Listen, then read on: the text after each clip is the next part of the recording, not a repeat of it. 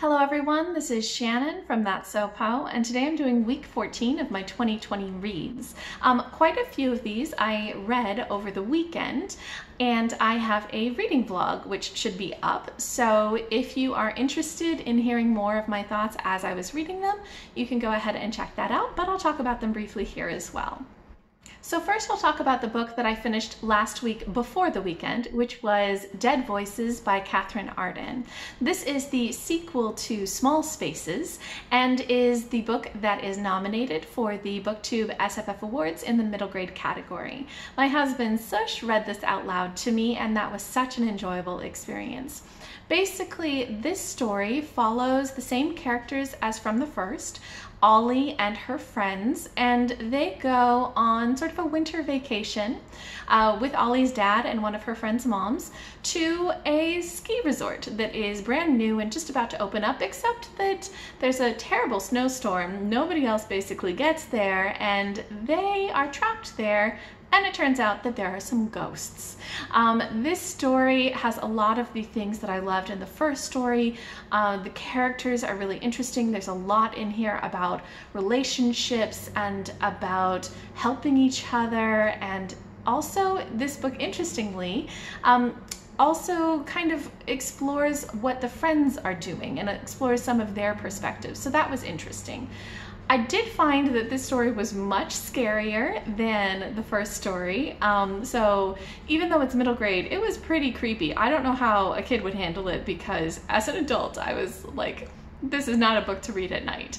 It was quite creepy. And even though I really loved the atmosphere and I really loved the characters, I found that in this book there was a little bit of annoyance because there was a real reluctance on Ollie's part to talk to her dad, to really communicate. She didn't listen very well. So some of that was a little bit frustrating, whereas in the first book I didn't notice that. I love stubborn characters, but I don't like it when they make bad choices. However, I did really like that the other characters, her friends, would call her out on her stupid choices. So that was kind of nice. It was a little bit of a meta thing. I think that Katherine Arden does a good job of, in some senses, parodying a lot of what happens in kind of horror books and horror movies, where, you know, in the haunted house you have somebody who goes and makes stupid decisions. But here you've got the other characters calling her out, like, is that really a good idea? Shouldn't you just talk to your dad? Maybe we shouldn't do that. Maybe we should read the instructions before we use this, this magical thing. So I did really like that kind of meta aspect. So overall, I gave this 4.5 out of 5 stars. I think it was a very strong book, but just a little scary, and at times the decisions annoyed me. Next, I finished 2 books over the weekend. The first was Princess Ever After by Katie O'Neill. This is a sweet little graphic novel that follows 2 princesses who are, one is kind of trying to prove herself, and the other is trying to deal with having been locked up in a tower and facing some people in her life who are often very down on her and really make her feel bad. I liked that this was about strength. I liked that it was a queer story. I liked that they really helped each other and supported each other. I think there is so many good messages about this, but it was kind of simplistic at times. Sometimes I find with Katie O'Neill's writing that although the artwork is just the most fantastic thing ever, sometimes the story is just not as fleshed out as I would like. So super quick, fun, light read, very beautiful, wonderful art, but I could have used a little bit more fleshing out of the story. So I gave it 4 out of 5 stars. And the other book that I finished this weekend was Untamed by Silvia Moreno-Garcia. I talked about this quite a lot in my vlog, and I'm gonna have a standalone review coming out soon. So I don't wanna go into too much depth here, but let me just say I loved this book. It was so great. It is a crime thriller set in 1979 in Mexico, about a sleepy little fishing town and an 18-year-old girl, Viridiana, who is kind of stuck there, but she wants more out of life. Some foreigners come to town. She helps them out by being a personal secretary to one of them who's a writer, and then somebody dies. and things get very complicated and lots of very questionable choices are made. I really loved the atmosphere in this. I loved the sort of development of Viridiana's character. I loved the mysticism and the symbolism and so many things. So if you want to know lots of details, check out the review that I'll have up in a couple of days. But if you're just intrigued by what this is, you should pick it up right away. I loved this book. I gave it 5 out of 5 stars. Okay, so that wraps up my week 14 reads. If you have read any of these books or you have any thoughts about them, go ahead and leave a comment down below. I'd love to hear what you have to say. And I did have one other thing that I wanted to talk about and really to get feedback on. So if you have any thoughts, please do leave me feedback below. I want to hear what you have to say. Basically, I'm trying to decide if I should include a section talking about books that I have DNF'd in my weekly wrap-ups. I do DNF a lot of books, probably like 2 or 3 a month, and I don't really talk about them because up until now my policy has been I didn't finish the book, so it's not entirely fair to judge the whole thing, and also I've already wasted enough time reading this book, I don't really want to talk about it. However, there's a couple of reasons why it might be useful to include a discussion of anything that I have DNF'd.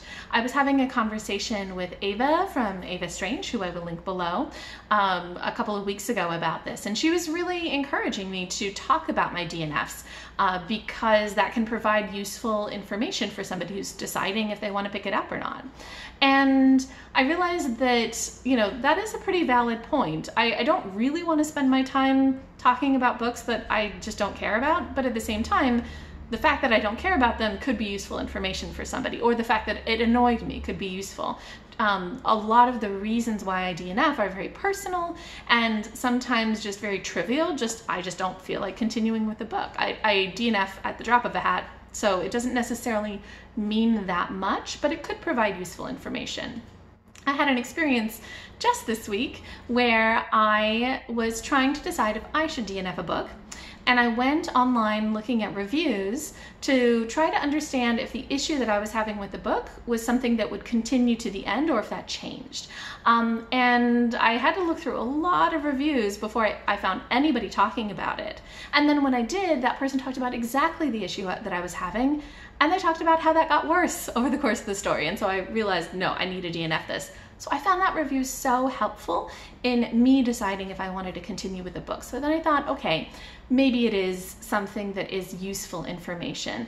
Also, I think because I tend to only finish books that I am enjoying, it does sound a lot of the time as if I enjoy everything that I read. And it's more that I enjoy pretty much everything that I finish, not that I enjoy everything that I pick up. And so it could also just provide a more holistic view of my reading in general. So I would really like to know what your policy is on DNFing. One, do you DNF easily or do you really avoid DNFing? If you DNF, do you include this book as something that you have read? Do you record it on Goodreads? Do you write a review? Do you give a star rating? Do you include it in pages of what you read this year? All those sorts of questions. And just, I don't know, do you think it would be helpful for me to talk about DNFs? So let me go ahead and try it out this week, and I will tell you about the 2 books that I have DNF'd, and we'll see how that goes. So the first book that I DNF'd this week was Ayesha at Last by Uzma Jalaluddin. This is a book that I talked about in my vlog, so if you want more details, go there. But this is a book that I had on my priority list for March and extended into April for Middle Eastern and Indian reads. It is a Pride and Prejudice retelling set in Toronto with a South Asian immigrant community. And I loved so much about the beginning of this book. I really enjoyed a lot of the cultural aspects and a lot of just the family dynamics and things like that. So I was definitely into it in the beginning, and then the story took a big soap opera turn. So it went into full-blown soap opera drama, you know, lots of misunderstandings and miscommunications and people being like just overly manipulative and evil, and I was out. I don't like any sort of plot that gets too fast or too dramatic or too soap opera-y, and I just had no desire to continue. So I DNF'd this book at 55%. I do think that other people could thoroughly enjoy this if they like that kind of fast-moving plot, if they enjoy that kind of interpersonal drama. but it really was not for me, and I had no desire to continue. The other book that I DNF'd, I was so sad to DNF, which is The Forgotten Beasts of Eld by Patricia A. McKillop. So this is a book that Sush was reading out loud to me, and we were kind of buddy reading this as part of the Women Write Classic SFF, which is a readathon hosted by Maya at Maya Reads. I'll link the info below. And I was so excited to read this book because I'd heard really good things about Patricia A. McKillop, and I'm still interested in reading some of her more modern stuff. But this book was written in, I think, 1974, and Sush and I both had such issues with the portrayal of women in this. So I'll talk about that in a second, but it basically is a story about a girl who is a wizard, a very, very powerful wizard, and she lives alone and she's very isolated. She has all of these magical, mythical beasts that she controls. And then one day a soldier comes and brings a baby and leaves the baby with her, and she kind of immediately, her heart melts a little bit, and she falls in love with the baby and raises it until it's like a preteen. And then its father comes and wants it back and these sorts of things. So my issue with this story, and Sush's issue too, as we got further along, both of us were very much annoyed, is that it has this trope of the strong woman who just needs some love to thaw her heart. And she is somebody who is this super, super powerful wizard, and totally isolated from people and therefore very cold. But this baby comes and immediately she falls in love with it. And then, to make things much, much worse, that soldier is somebody who decides that he's in love with her.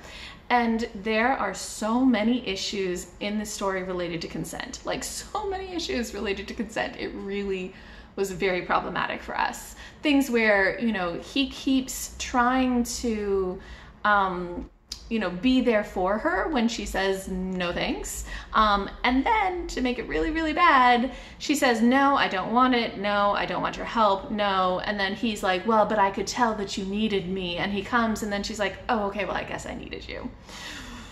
And that just was so problematic for me. I could not handle that. And it sounds like it gets much, much worse as you go along. I will link below the review that convinced me that it got worse, and it's full of spoilers, so don't read it if you don't want spoilers. But that's not the kind of dynamic that I want in my stories. Admittedly, this is from the 70s, and admittedly, lots of people will not have this issue. If you read it and you don't pick up on that, and that's not something that's kind of triggering for you, I think it'll be a fun fairy tale story. But for both of us, we're both very sensitive to issues of consent and issues of power dynamics and things like that, and it was just something that was very, very off-putting for us. So we DNF'd the book at 44%. I do think that this is a classic. It's beloved by lots of people, but it really did not work for us. I will try something more modern of McKillop's. I know that Eva from Eva Strange really liked the Belle at Sealy Head, so that's probably the next book of hers that I'll try, but this one did not work for me. Okay, so those are all the books that I've read and DNF'd this week. Please do let me know below any thoughts you have, especially any feedback you have on whether it's useful to include DNFs in my weekly wrap-ups.